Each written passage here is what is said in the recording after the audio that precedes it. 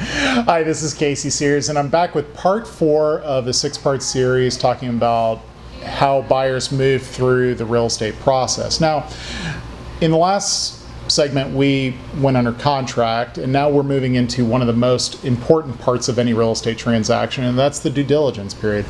During the due diligence, the buyer has the right to perform any inspections on the property as long as they're non-invasive.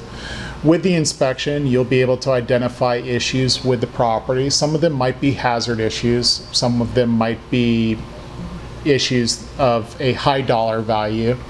And we can work with the seller to resolve these issues either by having the seller perform the repairs on the property or negotiating some sort of monetary compensation for what we have found wrong with the property.